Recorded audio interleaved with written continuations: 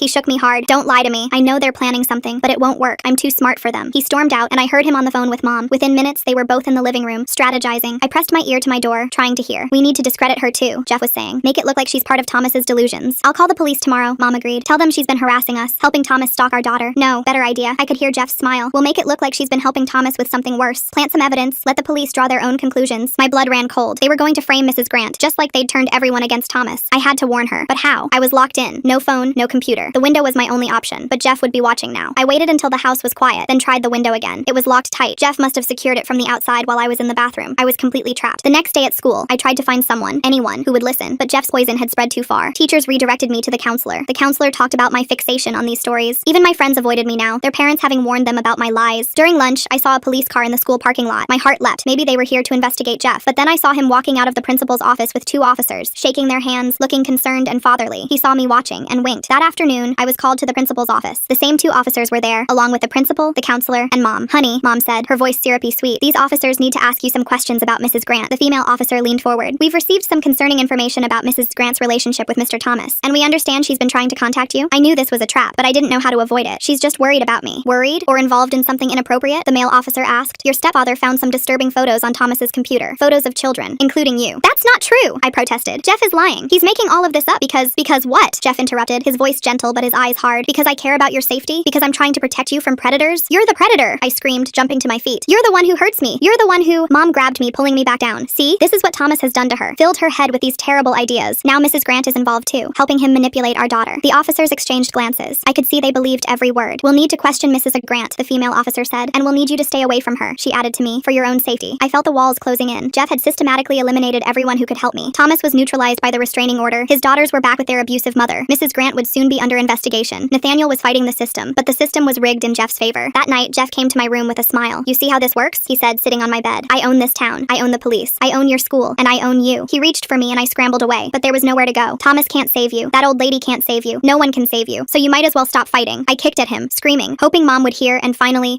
do something. But she never came. Jeff left eventually, leaving me sobbing on the floor. I crawled to my window, desperate for air, for escape, for anything. That's when I saw it, a small piece of paper tucked into the window frame from outside. I managed to work it free with my fingernail. It was from Thomas, his handwriting cramped and urgent. "Tomorrow, 3 p.m. Be ready. T." I didn't know what he was planning, but it was my only hope. I tucked the note under my mattress and tried to sleep, counting down the hours until 3 p.m. The next day dragged by. Jeff watched me more closely than ever, as if he sensed something was coming. He'd taken the day off work to keep an eye on things, he said. At 2:45, I heard sirens in the distance. Jeff went to the window, frowning. The sirens got closer, and I saw smoke rising from somewhere in the neighborhood. "Fire at the Johnsons," Mom said, looking out another window. "Looks bad," Jeff cursed. The Johnsons were 3 houses down, close enough that the fire department would want to evacuate surrounding homes as a precaution. Sure enough, a firefighter knocked on our door minutes later. "Ma'am, we need everyone to evacuate while we get this under control." "Of course," Mom said, grabbing her purse. "Honey, get your shoes." Jeff looked suspicious, but couldn't argue with the fire department. As we filed out of the house, I scanned scanned the crowd of neighbors gathering on the street. There, Thomas, standing at the very edge of the restraining order boundary, his eyes locked on mine. In the chaos of the evacuation, with firefighters rushing around and neighbors milling about, Jeff's attention was divided. He was trying to watch me while also maintaining his concerned citizen act. I started edging away from my parents, moving toward the cluster of kids from the neighborhood. Jeff noticed and started after me, but a firefighter stopped him to ask about gas lines in our house. This was my chance. I broke into a run, weaving through the crowd. I heard Jeff yelling behind me, Mom screaming my name, but I didn't stop. Thomas saw me coming and started moving too, staying just outside the restraining order boundary but heading for his car. I could hear Jeff crashing through the crowd behind me, shouting for someone to stop me. She's confused, he yelled. She's not safe. Someone stop her. But in the chaos of the fire evacuation, no one paid attention to one running child. I reached the boundary line just as Thomas reached his car. He couldn't cross to help me. That would violate the order and give Jeff everything he needed to have Thomas arrested. Run to Mrs. Grant's house, Thomas shouted. Nathaniel's there with papers. I veered left, sprinting toward Mrs. Grant's house 2 streets over. Behind me, Jeff had given up on getting help and was chasing me himself. He was faster, gaining ground. My lungs burned as I ran, my legs shaking from weeks of being locked in my room. I could hear Jeff's footsteps getting closer, his breathing heavy with rage. Mrs. Grant's house came into view. The front door was open, Nathaniel standing on the porch with another woman in a suit. Hurry, Nathaniel called. I pushed myself harder, but Jeff's hand brushed my back, grabbing for my shirt. I twisted away, stumbling but staying on my feet. Just a few more yards. Got you! Jeff's hand closed on my arm, yanking me backward. But we were in Mrs. Grant's yard now, and the woman in the suit stepped forward. Let her go, Mr. Morrison. I'm Judge Patricia Hawkins from Family Court. I've just signed an emergency protection order. Jeff's grip loosened in shock. What? You can't. I can, and I have, Judge Hawkins said calmly. Based on the evidence Ms. Nathaniel presented, including medical records, photographs, and sworn statements from multiple witnesses, I'm placing this child in emergency protective custody. This is kidnapping, Jeff sputtered. I'll have your job.